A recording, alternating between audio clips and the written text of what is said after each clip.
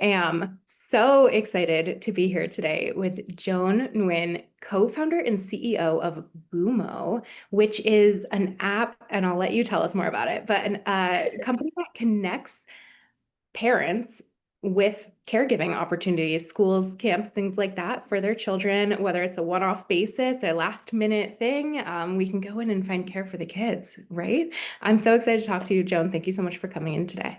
Yeah, I'm so excited to be here and tell you about all things Bumo. I cannot wait for a couple reasons. I mean, first of all, I've obviously been looking into the company, knowing I was going to get to talk to you. I was really excited. I think what you're building is so cool and like so needed, obviously, first of all. I mean, our audience here, we're all women who own businesses. A lot of us are moms, not everyone, of course, but I think so many people are going to find what you've created so important and valuable. And like, I love to dive into the behind the scenes, like, Yeah. of any business. Whenever we're talking, I'm like, I want to hear how you've done this, how you built this, all of that. But I also feel like, and especially with you, your business, I feel like it's been, and I'll give you time to like actually introduce it to Yeah, everybody too yeah. in a minute. But what I'm like so excited about is you've built this incredible business. You've grown, I think, a lot already just in the time hmm that you've had it. You've gone through fundraising rounds. I know you're doing even more fundraising. You have some pretty well-known, you have like some celebrity investors, I think, Yeah. right? Like that all in itself, like that's a conversation in itself. Fundraising, like all of that, we've been there, we've done that, we've had these conversations, but you've also expanded this. It's not like you're in multiple cities, growing all the time too. But I feel so like, yes, I want to dive into like, how have you done this? I have so many questions, but also just the concept of what you're creating. Like, I think it's so the people listening to this are gonna be so excited because we all literally need this. And I'll say one more thing, and this is all things we'll dive into more, but I was listening to something you were talking on before, like from the past, and you told this story about how you had talked to, you were like at a like a pitch panel, and one of the guys was like, "Oh, I hmm can't see ever using this service," and you were like, "Well, I mean, if something had happened to my kids today, or like my babysitter today, or whatever, my childcare situation, like you better believe I'd do whatever it takes to make sure I get here for this pitch." And I was just like, I I resonate with that so much. Like I think everybody listening to this show is like, yeah, I've been there. Like I have needed Yeah. that. I have been in that situation. I would do the same thing. And so I just want to say, like, welcome. Like I think we are your people. Like we you don't need to explain any of like the why. Like we get it. So anyway, I'm excited to hear more from you. Like, how do you explain what Bumo is? And then maybe we Mhm. can dive into like some of that story of, how you got it started and all of that. Yeah, absolutely. Yes, and I remember that pitch, and always will remember that pitch because it was such a crazy notion to think that people don't need childcare, especially when you have young children. And I remember the person when I reacted to him and I said, well, if I needed childcare right now, I would book on-demand childcare. And he like put his arms up like, okay, I you win, I get it. And that's really our thesis, right? Is that everybody needs childcare.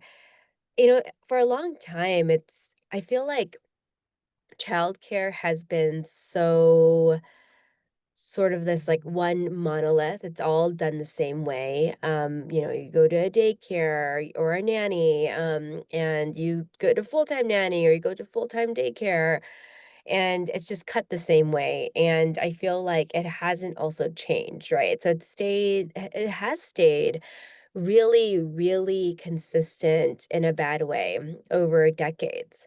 And I think that the huge sort of impetus for that is because it generally is seen as a responsibility of the mother, right? Whether that mother is a stay-at-home mom, whether that mother is a working mom, part-time working mom, whatever it is, it's a responsibility of the mother. And so I think that when that happens, a lot of times it's then kind of put in this category of unimportant things to fix, right? Because it's okay, women can deal with it, it's fine.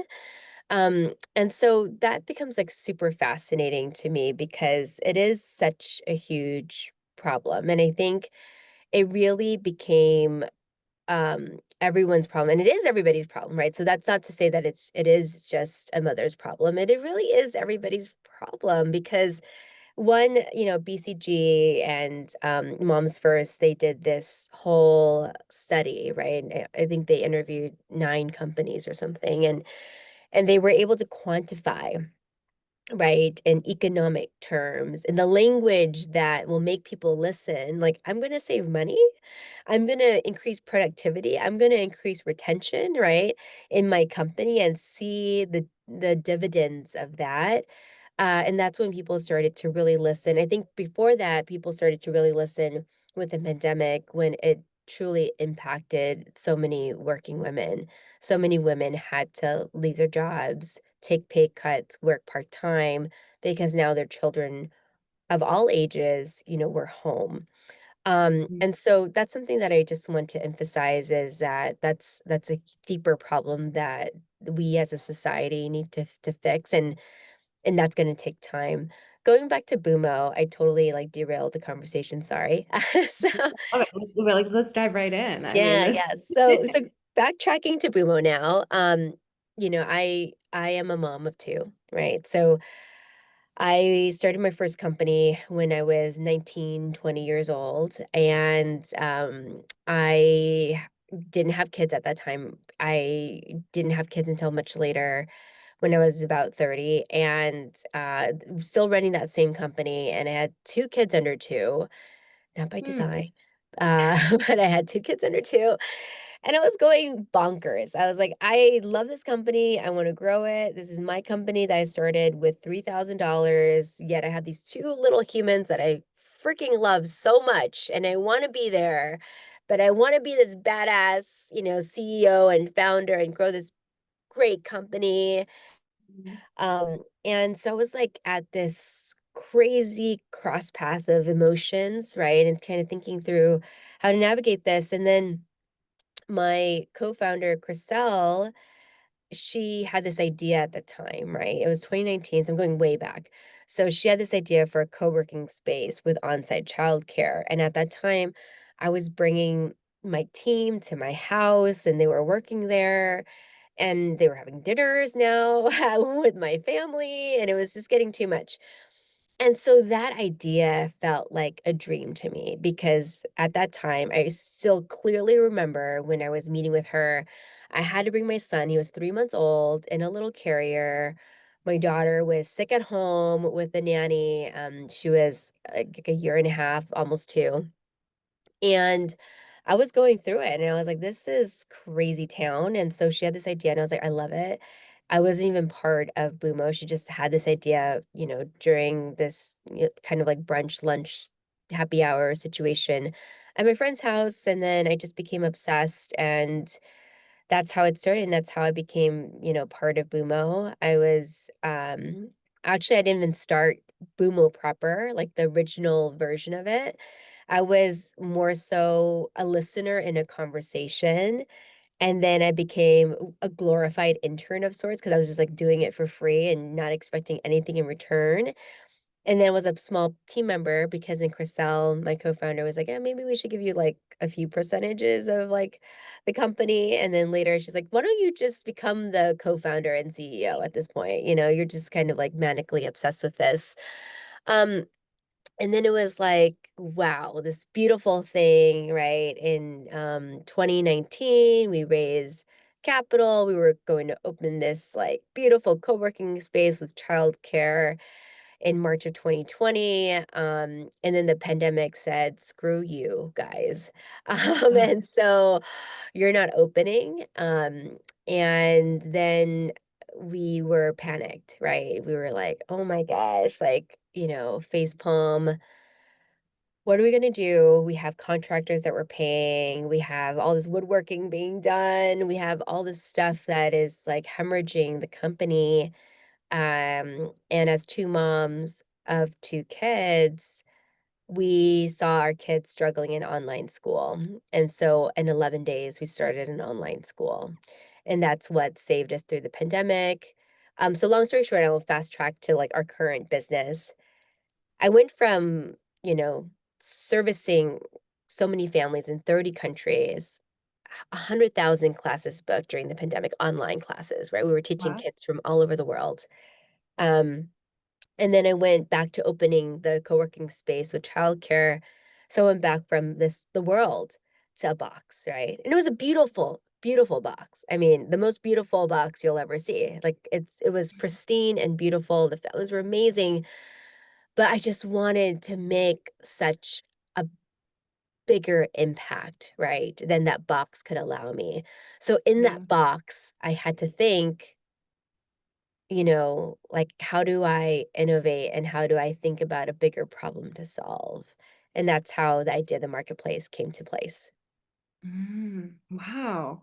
Well, Yeah, what I love about, I know you're like, it's kind of a long story. Like, there's a lot of different it is. iterations and pieces of the brand so far, but like, that's so cool to highlight because, it's not always just a straight shot. Like, so many people would have given up or thrown in the towel like as soon as the pandemic hit. And it's like, well, there goes Mhm, my idea of a brick and mortar business that was about to open. Like, you did not let that stop you. I think it's really cool to see how you were able to kind of shift and really build out the brand even way before you were able to actually eventually open the space that you had initially been working towards because mhm. found ways, it was still it was all still working towards the ultimate mission and goal of helping parents with their children, right? Correct. And you Yeah. kept them, occupied and learning at least, even if maybe the parents were still having to be there behind the scenes. Like I know even online learning is not necessarily easy, but No, no, it was very complicated. you kept Um, going and you were able to still turn it into what it is now. And that I think is incredible. yeah, I mean, I think that is a great takeaway, right? I really feel like a factor of success is just not giving up. Hmm. And I think that's what weeds out, and I still have a lot to prove. So I do not sit here as I am this founder and like this is how you become successful. Like have a long journey ahead of me. And so, but from what I've experienced in the last few years and what I've seen from other founders, really, right? Studying other founders, talking to other founders who have exited companies, taken their companies public, the pathway to success is what's critical is just having the practicality, the work ethic to bull through a really crummy situation, but you have to have this like ounce of delusion almost and drive and fervor and hope to believe that you could do it, right? And then everything else like pushes you to be able to do that because you have the analytical thinking, you have the drive, you have the critical thinking, you have the know-how and the grit, right, to get there. But not giving up is a key, or giving up on the right things, right? Not giving up on the total, dream is one thing. We obviously, in a sense, quote unquote, gave up on different ideas. We gave up on online learning because it was winding down. Nobody wanted to send their kids to online school, honestly, after the pandemic. I didn't even want to send my kids to online school after the pandemic. And as a founder, if I can't even find a need for what I'm building and I am the demographic, that's a bad sign. Um, Hmm.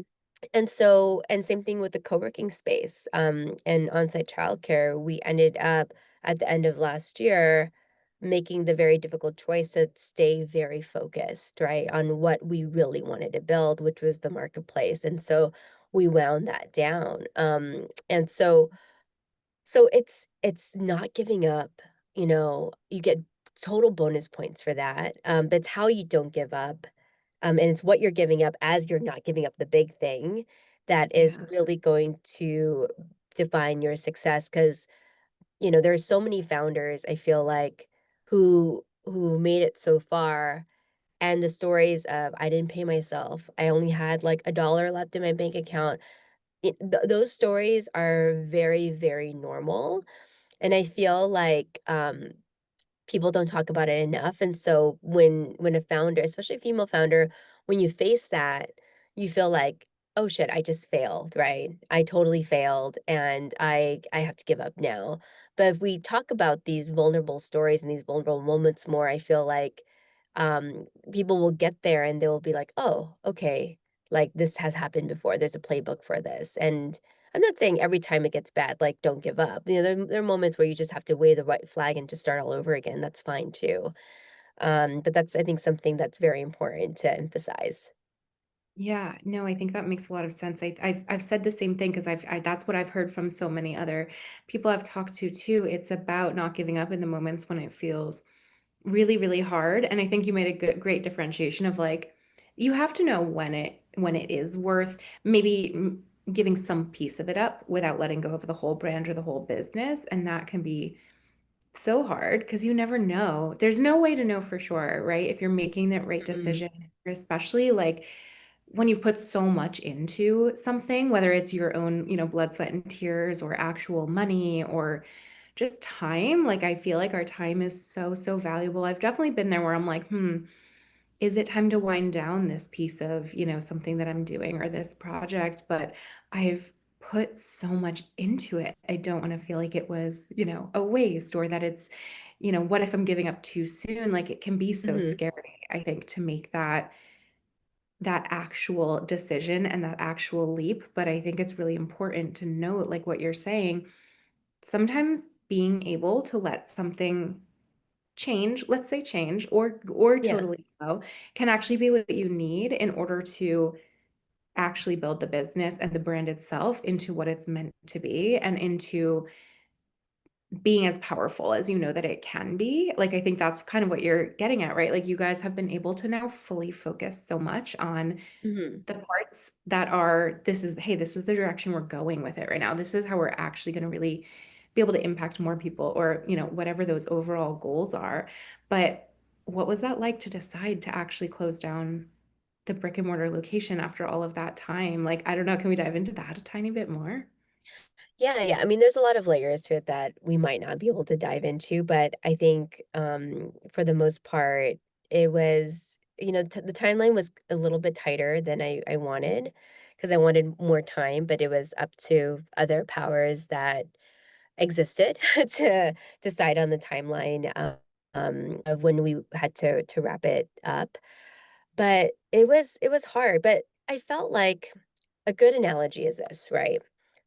And I say this analogy a lot. I felt like I was growing, trying to grow Airbnb, but I was running a hotel at the same time. Mm-hmm. And and then beneath that, fundamentally, is the idea that ruthless focus is what's going to make any company win, right? Focus is so, so important. You can work hard and be unfocused, working hard at many things, right? Working hard, being strategic, being very focused with the best in class team is what makes you win. And so for me, it was focus and it was also time, right? The location was a 3-hour round trip commute for me. Oh, wow. Um, Yeah. I was leaving at 6:30 in the morning, and coming home at 8 o'clock at night, and I would sit with my kids, in their pajamas, having dinner at 8 o'clock at night, and my kids were in pajamas getting ready to go to sleep. I was missing out on so much time with my family unnecessarily. I don't mind working hard, I work very hard, but sitting 3 hours in the car, um, does not make sense to me every day. And also it's, a different type of business. So my brain was split in two ways and it served its purpose because one, I met some amazing families and some parents who are now my friends. And so I actually have a meeting with one this afternoon just to catch up, one of the parents at that location.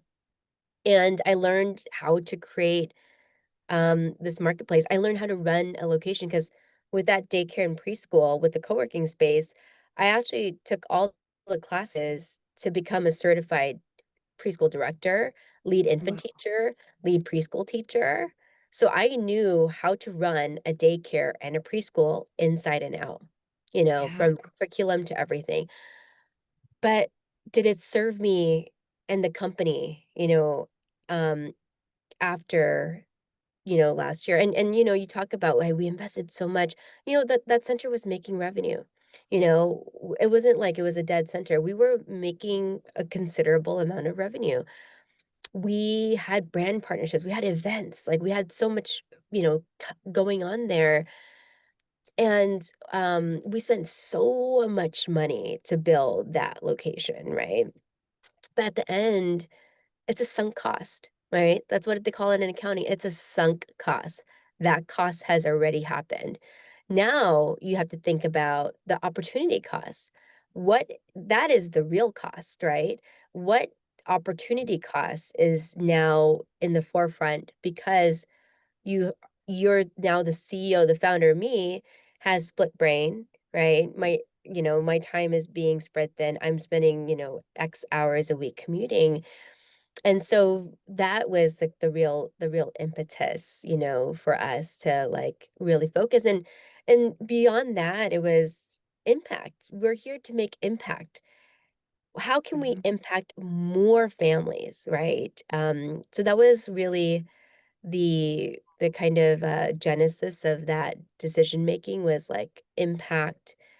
Then it was like my time. Then it was like my focus, also the company's focus. So Mhm. ruthless focus is what wins, right?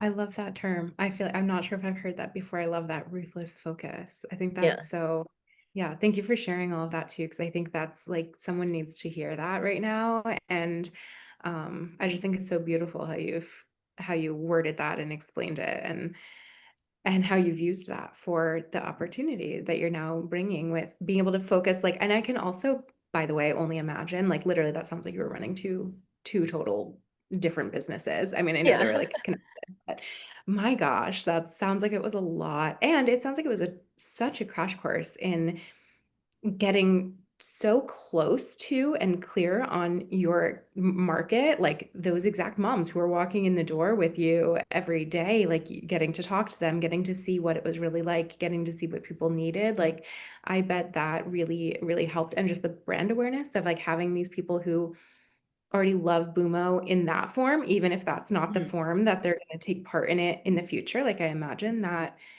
really helps to get some of that momentum going with the brand. But I'd love to dive into how you've like what is it looking like now? Like where's your focus now and what's different? Like Yeah, yeah, a lot's different. So just kind of giving some context, life context, right? So December, we wound down the physical space, and it was crazy because our location, if anybody's been there before, and anybody who's listening who's hasn't been to Southern California or been to Westfield Century City Mall, that's where we were located. We were in the Westfield Century City Mall, which is the busiest mall. It was December, it was holidays, so it was a crazy move. Then in January, I was like, "Oh, I can't wait." Like, I've never not run 2 to 3 business lines at the same time for Bumo. Because remember, we had the online school, the co-working space, then the marketplace, so I was, like, running 2 to 3 things at the same time, um, and so I could not wait until January because I was like, "Man, I am going to kick 2025 in the ass because I'm going to be focused, I'm going to be clear-minded, I'm going to focus on one thing and one thing only. Just got to get these kids back to school." So January 6th, I remember that was the day they start school. And then school winds were crazy, so school was canceled that day because the power was out. And then I was like, "Man." And I was like, "Okay, January 7th, here we go." School was canceled again, and then, of course, the fires happened that night, and my house burned down, my kid's school burned down, everything burned down. We live in Altadena, and so that was kinda crazy. So it was like we were, like, so excited to focus. So, this year, that kind of course, thwarted a lot of things because it also impacted our marketplace too, because of course, daycare is also burned down. Parents moved, right? It was a lot of craziness. And wow. so now though, now I feel like we're in July, and I feel like this is how I thought I was going to feel in January. So this is my January. Fresh start. You're like now able to focus. I mean, Yeah, oh my gosh, I Joan, know. that's a It's lot. wild, right? It's wild. So, okay, so now focus, and now we're focused, right? So what we're focusing on is I just wanted to give context to everything because I think that's important. What we're focused on right now is just really building the marketplace. So for those of you listening who have not heard of Bumo in its current form, it is a marketplace for instantly bookable care and camps. It's not a nanny service. We don't send nannies or sitters to the house. I'm happy to have another podcast episode to talk about why, because people always ask why. There's many reasons why. Um, we work with existing facilities, and you can book your child to be dropped off at those facilities. For daycares and preschools, these are licensed facilities in their respective states. For camps, these are existing camps that have been in the communities for years or decades or whatever it is. We make it so that you can keywords instantly book. That we are first to market with this. There is no instantly bookable platform where you can book your 1-year-old for childcare, book your 3-year-old for preschool, and your 10-year-old for camp at the same time. And that is Bumo. You could book by the half day, you could book by the day. We are in 200 cities. Wow. Yeah, 200 cities, but that's not enough. We're really bulling through this year and next year and trying to rapidly expand as quickly as possible to have as much inventory, good inventory as possible. So we are a vetted marketplace.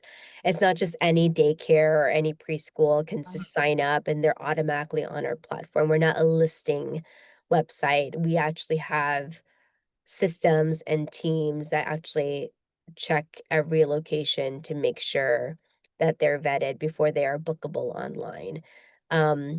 Trust is very important. We have reviews, we have photos that are real. Our bookable locations do not have stock photos. That's very Mhm. important to us. Mhm. For parents who need summer camps, winter camps, fall camps for your school age kids, we're here. After school programs, we're here. Your nanny is out sick, we're here. You're moving somewhere, you don't have school, we're here. You need childcare, fixed childcare Monday through Friday for 12 months, we are here.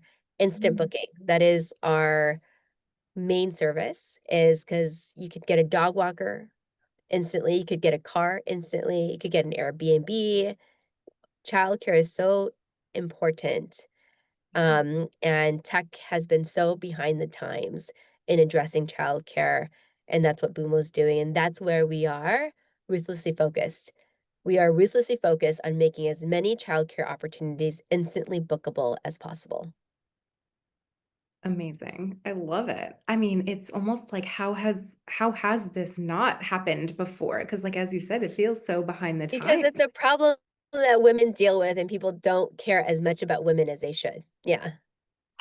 Yeah, that's what I was thinking about when I was thinking about talking with you. I was like, I feel like there's the conversation of, accessible childcare, right? And like how it makes it hard from a cost perspective. A lot of women don't go back to work after having kids. Like it doesn't necessarily make sense because childcare is not easily accessible. In that sense, you're going to spend more than you might make, things like that. But there's this whole other piece of it, which is like it's also just not always accessible when you need it if you don't already have something set up for a regular, everyday Mhm. daycare situation. Like moms like us, like it's so many people these days, especially after COVID, I imagine, who are used to working from home or having some Yeah. kind of flexible schedule, or women who own their own business. It's like I Mhm. might not need my child to go to a regular preschool all the time. Like I love to have that flexibility. I love to be able to be there sometimes. But then there are the Hmm. instances where, hey, a meeting pops up or something happens with, whatever the childcare is, and you do need something that's really easy to just pop into once in a while. And that's like it's like, I just feel like a whole different level of accessibility. And it's not even about the financial piece. It's just like actually making it possible for us to Yeah. need. And and it is financial too in a sense though, because we've been able to create this fractional childcare, right? And it's not sitters or nannies where you're paying, 20 to $35 an hour, depending on where you are. We're working with licensed facilities, so some of our locations are $9 an hour. Wow. We have CAMs, because we partnered with Boys and Girls Club of LA Metro, $3.50 an hour for camp. Wow. Of course, we have other camps too, like horseback riding camps that are, a little bit more, but it creates accessibility because here you have this model where you're paying tuition, monthly tuition, right, for childcare. And what if you're gone half the time? What if you have a flexible work and but you need the care, so you just pay full time? Also, I remember when I was pregnant with my daughter, and I put her on a wait list literally when she's 7 days old. Why? That's like so crazy. Like it's like I put her on her wait list. I don't even know when I'm gonna get childcare. Here it's like instant booking. Like it's instantly available. Like you could book in the future. So you could actually like go online and book in the future now for Bumo. So again, one half day a week, a month, a year. You could book it on Bumo instantly. Yeah, that's so unique. I think that's Hmm. so. How have you, like, and obviously you've put a lot into building out these partnerships because, like, in order for this to be as helpful as it is to be in all these cities and have all these options, that I imagine is a lot of where your effort has gone lately. But I'm Yeah. curious too, like now that you have all those offers, and how have you, well, I don't know how much you know about me and whatever, but I own a PR agency. So I'm always Right. thinking, like, ooh, how are you getting in front of people? Like, Yeah. obviously, I know you're being proactive about that because you're here having a conversation with me. So I know you're going on podcasts, but like, what has that growth looked like for building out the actual users when you're like, hey, we're going to be in a new city? Or, what I'm just curious, like, because I feel like this is obviously such a needed thing, and Hmm. it's something that, we're probably all going to go tell our friends now. I feel like word of mouth is probably huge, but I've also obviously heard of a lot of businesses where it seems like a great idea, but they just aren't able to like get it off the ground in the same way. They're not able to like kind of spread the news in the way they need to. So it seems like that's something that you guys have been really good with or good at because you have had that kind of growth from the user side too. Yeah, we're always trying and iterating. There's lots of spaghetti thrown at the wall, right? To figure out what works. I think what is very inherent in Bumo is raw storytelling and community building. That sounds really corny, but it's true. No, Yeah, you're I so mean, yeah. It's like that's just like I mean, you're working with parents, you're working with children. I mean, you can't just like be like, "Oh, look at my app and go to my website and download it and look at my paid ads." Like it starts with the brand, it starts with community building. We have always been really big about community events for moms, for families, and invested into that. We have, been really big about, sort of like raw storytelling, on whether it's me also telling stories, and I'm very open about parenting. I'm very open about, you know, being an entrepreneur and being a founder. On our Instagram, it's lots of UGC, no stock images, all real photos. I mean, we just really tried to lead with authenticity and also I am customer obsessed. I think that's something that I also want to emphasize to other founders who are starting is knowing your customers is very important. I still talk to customers on the phone sometimes. I still look at customer messages coming in. I meet my customers, in person, and I'll know who they are. Like yesterday, we were at an event, and I was like, "I saw that you booked tennis camp next week." And she's like, "What?" I was like, "Yeah."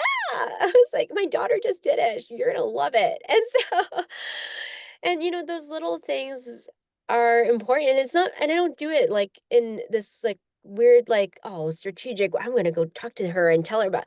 It's like I genuinely get so excited that they're booking camp, and I love talking to users. And I love and it's selfish because I love the high I get from people loving what we're building, and even the high I get from people giving me feedback about how we can be better, right? So I think that user obsession is very, very important because you can't build something just for yourself.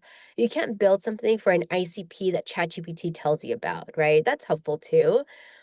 You have to build something for people and you have to talk to them and you have to listen to them and you have to obsess over that. And then you iterate and you build the thing that people love and evangelize, right? Because you could pay ads all day. That's how so many companies can bankrupt themselves. Then you just rely on this crazy CAC, right? But when you build a brand and when you build something that's like really needed and you build trust and you build community and you build relationships, like I feel like that creates something really magical. Yeah. It like gives the brand a life of its own, sort It of. does. It does. And in this world, especially with AI, where you can literally stand something up in, 72 hours, you need a brand behind it. Yeah, I feel like people really do feel that. Like as you said, like you like you're actually like obsessed with it. Like and like you love talking to the people. You love obviously every aspect of like building this brand. I think people really do feel that. Like I really think that I talk about this sometimes on the PR side of things too. Like that energy comes through of like you stand behind this so much. You love it so much. You will literally do anything for these users, for this brand. And there's just something like it's hard to even explain, but there's something about that that people really do respond to. Like people feel that and it makes them want to be part of it. It makes them want to check it out. It makes them want to tell their friends about it. Like that really is that's real. So, Yeah, absolutely. Especially parents. I mean, parents, especially moms, love to share the things that they're using because that's just how moms are. Moms want to help each other, and that's the most beautiful thing. And so, and as a mom, like, I want to share with as many moms as I can, right? Something that's so easy. yeah, yeah, no, I love that. And I think also, so on that note, I was curious too, like you said, you used to have that 3 hour commute. You don't have that anymore. What's what's it look like behind the scenes on your end? Like you're building this for other moms and Mhm. are you like, what does that look like for you? How do you make sure that you're taking care of yourself and that you're actually getting some of the benefits of a company like this? And I don't know, is there anything you do to care for yourself after work? Like, I'm just curious to hear what the behind the scenes look like for you. So, Yeah. That's a fun question. So it sounds so bad to say. I love working. Like, I would rather work than go shopping. I would rather work than watch a movie. I would rather work than go to a nice restaurant. Like, I just love it. And it's like so fun. And when I'm not working, I have work projects that are fun. So I'm actually building, I call it a fun company right now. So I'm building a fun company that I started yesterday that should launch hopefully by next week. Um, so literally yesterday? yeah, so literally last night I was like just like I had this idea. And I am going to it's like something that just to give a preview, it's like something that a lot of schools use and parents use that has been so antiquated, and I was like, "Something needs to be better than this." I was like, "I'm gonna build it." So, I started building it last night, and I do that's my fun thing. So if I need a work break, I spend 10 minutes adding a new feature, whatever it is. So I know it sounds, like, so crazy because it sounds really crazy, but it's the truth. Like, I could tell you that I, like, go to this I don't go to the spa, I hate the spa. Like, it's so, like, I don't do I that. think that's actually powerful to be able to share because I think there's Yeah, almost like this whole because first of all, like I do think some of us can relate to that. Like I think yeah. people will hear that and be like, yeah, yeah, I hear that. And I think also there's almost been this like sort of shift where people feel like, oh, I need all these boundaries. I need to be shut off at 6 p.m. and go to the spa once a month or whatever. Yeah. Like I need all these things for self-care and stuff. And I think it's totally valid to be like, hey, actually, this is what lights me up. This is what Yeah. doing the things that I love Mhm. to do is what actually excites me and makes me want to keep doing more things and feel, happy in that way. I think Yeah. that's There is a valid. footnote though. So there is a footnote. I do it when I want to do it. So there are Mm. days where I work crazy hours. I wake up really early. I stay up really late because I want to. There are Mhm. days where I'm just want to be with my kids and I'm like 3 p.m. guys, I'm off. Like I'm picking up like today. I'm picking up my daughter, taking her to her tennis practice at 3. I want to watch her play tennis. And, I'm going to go on a date tonight with my husband. We did this thing where we have piano practice late at night so that the kids are at piano practice and we go on a date. And so Okay. that's So like our you've got Friday you've got all the ritual. hacks. Yeah, so then so I have boundaries there, or like I went on a vacation, the first real vacation that I went on in a really long time. And I set boundaries for the team. I deleted Slack on my phone. I turned Mhm. off Gmail and I checked Slack once a day for 30 minutes. And I told the team, do not call me or email me or no, they could email me, but do not text me unless if it's an emergency. And I had boundaries, right? So it's like very much like it's not every day I'm like, "Oh, I wanna work and I wanna build a new company." Like, it's like our new Funko, right? It's that, but, in terms of other things with my kids, I do try my best, as much as I can to be home between 5 and 6. I make dinner as much as I can. I love to cook, that's another hobby I have. I put the kids down to sleep almost every night. Uh, I'm present when they're at home, and then I work again at night. At 9 o'clock when they go to sleep, that's when I work. Um, and my husband is a great and supportive partner. It's very fluid in our household. Like he shoulders a lot of these sort of parenting duties as he should. We're not glorifying this, right? Yeah, you better, Brandon. And so like I love you, but that's you need to do that too. Yeah, And so like because wifey support. is growing a company. So like so that shouldn't be glorified, but it is also recognized that he does do a lot to, make this possible. And I do a lot too. So Yeah. I think that is also how life is. No commute has made it great. I work from home sometimes. Our office is 10 minutes away. So, yeah, so I mean, I feel like I have a very full life. I have friends, I have family, I make time. Um, I just don't sleep. So I think that's where I carve out a lot of time is just being a vampire. You don't feel like you need a lot of sleep or like, I I never force myself to go to sleep. I never force myself to stay up. I never force myself to wake up. I don't have an alarm set ever. oh my Um, God, I you just do literally yeah, I literally go to sleep like 1, 2, I feel tired, and then naturally I just wake up between like 5 and 6:30. oh wow, I'm so Yeah, jealous. so I sleep like 5 to 6 hours a night. 6 is like a luxury kind of, but not a luxury because it's again, it's really weird. I just don't sleep. Feel fine. You like And I feel feel fine. yeah, this is how I am, like, literally every day. This is not just podcast Joan, this is Joan every day, So all that's the secret. day. Yeah.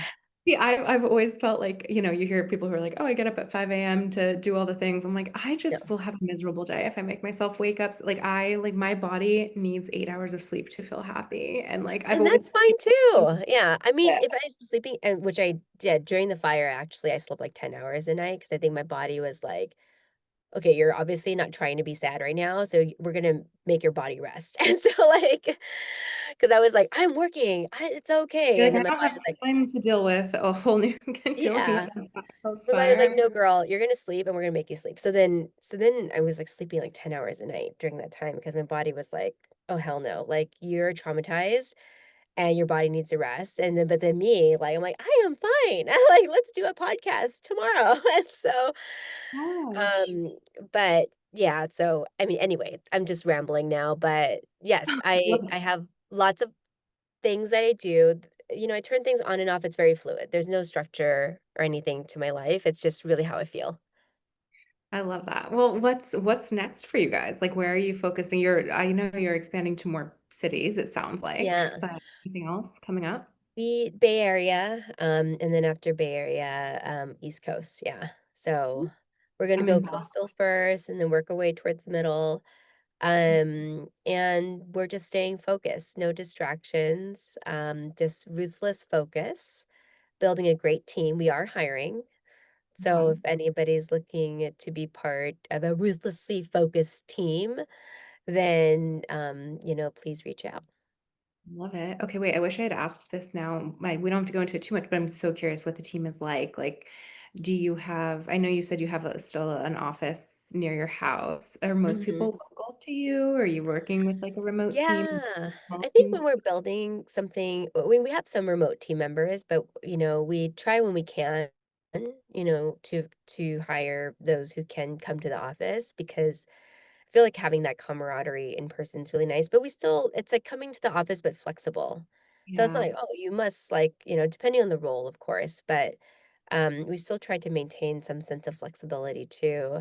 Definitely Fridays, nobody's here, which is nice too, because then I come in and nobody's here, and I just, like, do my thing. So, yeah, and we're a very tiny, tiny team. Um, we are obsessed with AI. We use AI a Mm. lot to enhance our workflows and our processes and to run faster. Yeah, so very tiny team, but gotta grow. So that's why Yeah. we're hiring. Yeah, no, that's cool though. I mean, we could have a whole nother conversation about the AI stuff, I'm sure. But I'm always curious about that stuff. Like it just like what does it look like behind the scenes? Because I know, I mean, your brand looks like you guys are doing a lot. Like I wouldn't be surprised if you said you had a big team, but I also didn't think you did. So yeah, it's curious to hear like how you've built all that with such a small team. So Yeah, it's organization. We still can be my team, if they're listening, like, "Oh, Joan, organize, like, we need to be more organized." And so, like, we can always be there's more always organized, room but for improvement.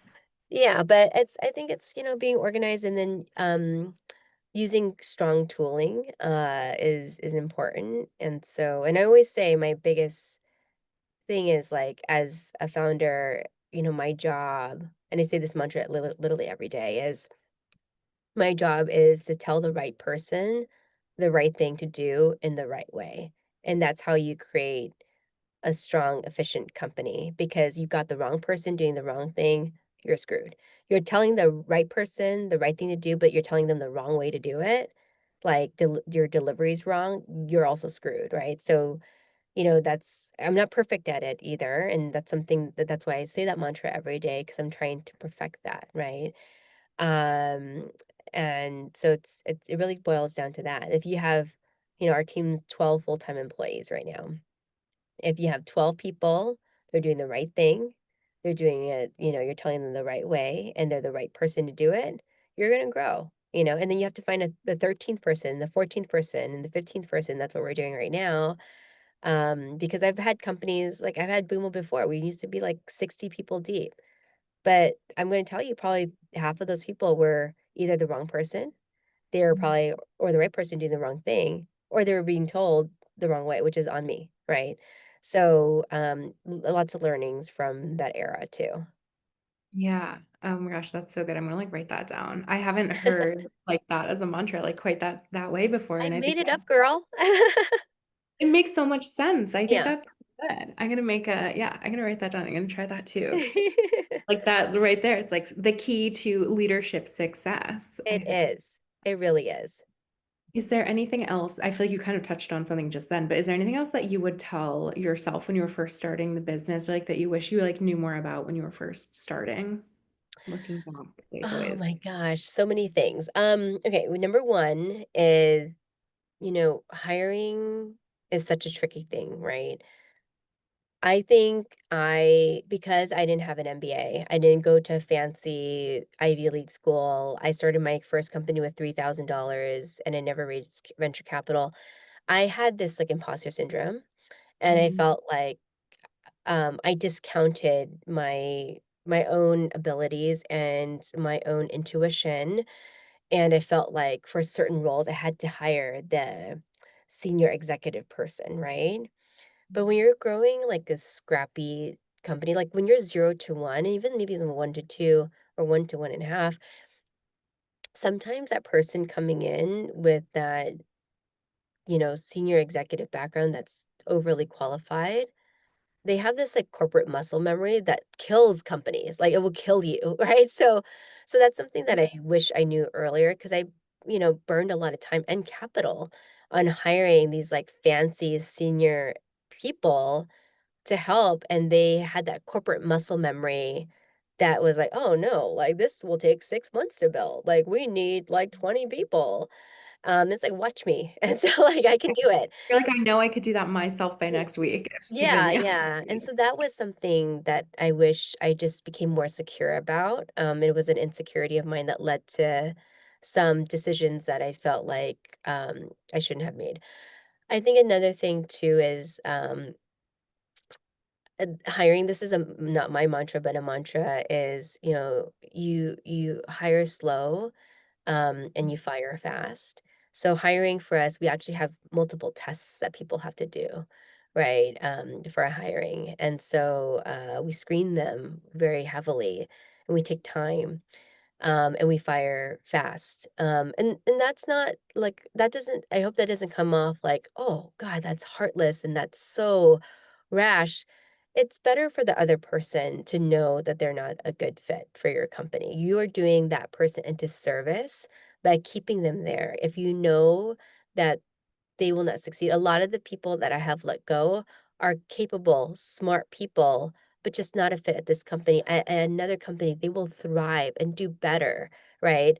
And so and on the other side, for your own company and for your own sanity, you're gonna waste time managing, correcting, fixing. The mentorship is still important. There are team members that are amazing that we still mentor, that's fine, but you waste a lot of time, and then you also, you are, exposing the company to a lot of risk, right? Because if there's the wrong person, even if they're doing the wrong person's always gonna do the wrong thing, right? And so because they're not the right person for the company, so, there's no right thing that the wrong person can do.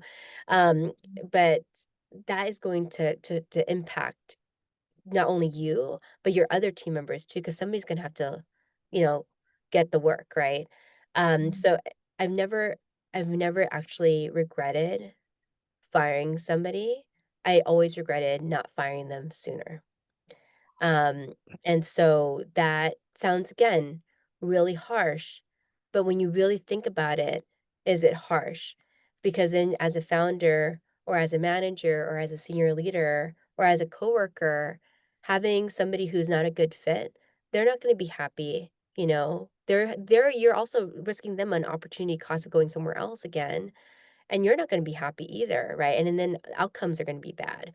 So I think that those are, key learnings for me, that I wish I told myself sooner. Because before I used to be like, "Oh, no, but they love the company so much, they're so passionate about the company." That's table stakes. That's if you're building a great company, they should be passionate about it, right? They should care about it. Um, and they're so nice and, like, and Mhm. that has nothing to do like, you're not saying that they're mean by letting them go, so that was something that I had to get over because there's, like, a very s as much as I come off I don't know how I come off, but, like, "Rah, rah, rah," like, "I am Joan," but, I'm a softie at heart, there's, like my team members will tell they'll say I'm rough and I'm kind of, like, very direct, but when it boils down to it, like, I'm also, like, mushy and gushy inside, I'm like, "Oh, no." But then when I Right. rationalize it that way and I'm like, "Wow, I'm doing that person a disservice who's capable and smart," because of course, we're hiring people who are capable and smart, like, why would we not, right? So that's a key learning that I had that I wish I told myself, and I think if I learned those 2 things earlier, took me a long time, um, Mhm. I could have gone faster, and the third thing that I've said many times is ruthless focus, because I worked so hard, I was like, "I could do it all. I could do it all," but doing it all comes at a cost always. Context switching comes at a cost Mhm. always, right? It's scientifically proven, so you must be focused. Oh my gosh, that's so good. And I've heard that about the hiring before. It's just like it's so hard to like actually implement that too. I've struggled with that too. So I hear you there, Yeah. but I love the way that you explain that. And yeah, Hmm. it makes so much sense. And I think that's Yeah. really And letting somebody go, you always have to do it also. One other asterisk here is you have to do it with dignity and humanity, always. Like that is 100% what you have to do, right? And so even though it's a fast decision, even though it's a hard decision, you still can make a choice to do it with compassion, with dignity, and with humanity. And that's something that is very, very important. yeah. Do you have any last word of advice for the other women listening to this conversation before we go? Um, it's never too late. I'm turning 40 this year. We just did a seed round. I have 2 kids, and it's never too late. It's never too late. I and nothing like with AI and ChatGPT and so many things, like you can learn anything so quickly now. And also just, like, relying on other people for help. So many the success so far, and I have a long way to go, but the success so far has been a byproduct of my relationship, my friendships, my partnerships with other women, other founders who have preceded me in stage, who have helped me, and who have been, like, the wind beneath my wings. So, it's never too late. There are people who want to help you and who would love to help you. So reach out to those people and look at the resources that exist out there. If, I had AI, I had all of these resources 6 years ago, I think I could have gone a lot faster. So use those resources, ask for help, lean on people, and it's never too late. Love it. Oh my God. Thank you so much. Can you tell people where how they can, first of all, like find Bumo and sign up, take part if they want, but also how they can connect with you more online if they want to after this? Yeah, so go to Bumo.com. So Bumo is spelled B as in boy, U-M as in Manny, O.com. And you can sign up for a free account. Again, we are expanding, so we're basically more entrenched in California. We aren't technically in 13 states, but really growing our density in different regions, one at a time, but very quickly. And then you could follow me, joan.bumo. That's my Instagram handle. I post really random things. I also have a Substack on AI, so I talk about AI and AI tools that help me go faster, sharing that, especially with moms and working women, on how to just make our lives so much more efficient with AI. I'm also building a tool that you'll see on the Substack too, and on my Instagram, I'm gonna announce that, my fun company that I'm starting, that will Like launch next hopefully week, next right? week. What was that? I said like next week, right? Yeah, yeah, next week, yeah. So Well, definitely keep an eye out for that. yeah, and that's pretty much it, but I would love to hear from anybody and, just always happy to pay things forward too and, within the capacity that I have, support other, founders as well. So please DM me, message me, hit me up. Always happy to chat.